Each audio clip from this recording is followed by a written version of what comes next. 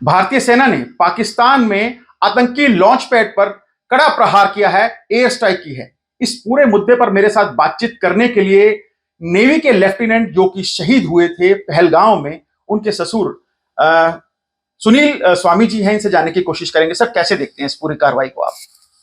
इस कार्रवाई को तो हमें बहुत अच्छा लगा ये सुन के। अभी अभी आपने बताया हमारे को नहीं पता था। सुबह उठे ही हैं अभी, उठ के बहुत अच्छा लगा। और बहुत सरकार ने बहुत अच्छी शुरुआत कर दी है ये। इसी शुरुआत के लिए हम कई दिनों से टकटकी लगाए बैठे हुए थे। पूरा देश लगाए बैठा हुआ था। हिमांशी तो मेरे से बार बार पूछ रही थी कि पापा सरकार क्या करेगी, कब करेगी। तो एक उम्मीद थी, वो उम्मीदों पर खरा उतरी भारतीय सेना। कोई शक नहीं, सरकार बहुत खरा उतरी है। और मैं चाहूंगा कि जो हिमांशी ने 1-1.5 घंटे वहां आतंकवादियों से लड़ाई लड़ी थी, उस लड़ाई को सरकार ने अपनी लड़ाई समझ के और पूरी तरह से लड़ाई लड़ना शुरू कर दिया है। और सरकार पूरी सिंसियर है, सीरियस है। और मेरे को बहुत अच्छा लगा कि सरकार ने सारे देश की जो लोग उम्मीद लगाए बैठे थे उसके ऊपर खरा उतरी है और उतरेगी। और मैं कह रहा हूँ दुश्मन से कतई उसको मुंह तोड़ जवाब देना चाहिए और हमें बदला लेना चाहिए। हिमांशी ने पहलगाम हमले के बाद ये भी कहा कि कश्मीरी मुसलमानों को टारगेट ना किया जाए, लेकिन अब जिस तरह से ये एयर स्ट्राइक हुई है, क्या लगता है कि हिमांशी को भी इसी तरह की एयर स्ट्राइक की उम्मीद थी? यही चाह रही थी हिमांशी भी? यस, उसका मतलब ही ये था कि निर्दोष लोगों को सजा ना दी जाए।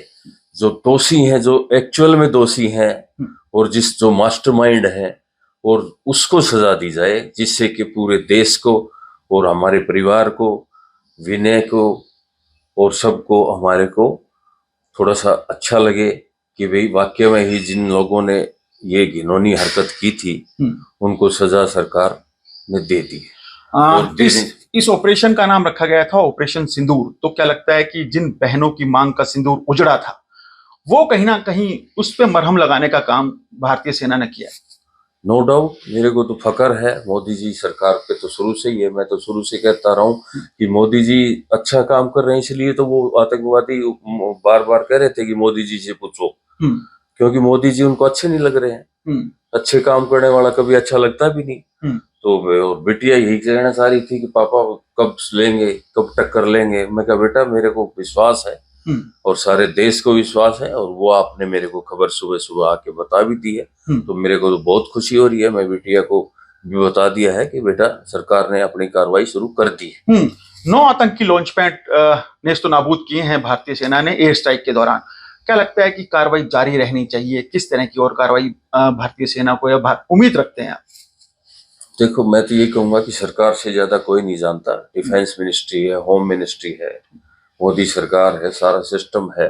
सोच समझ के बहुत अच्छी तरह, मतलब दुश्मन को हमें बहुत कट्टर जवाब देना है, कट्टरता के साथ जवाब देना है।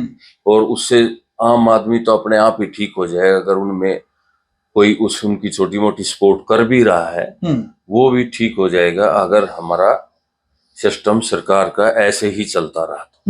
तो ये मेरे साथ सुनील स्वामी जी हैं, हिमांशी के पिता हैं, विनय नरवाल के ससुर जी हैं, जिनका कहना है कि इसी तरह की एयर स्ट्राइक की, इसी तरह के हमले की उम्मीद प्रत्येक भारतवासी को थी, देशवासी को थी। और इसी उम्मीद में लगातार पिछले 15 दिन से ये उम्मीद लगाई जा रही थी कि आखिर कब वो पहलगांव में आतंकी हमले में मारे गए 27 लोगों की मौत का बदला लिया जाएगा।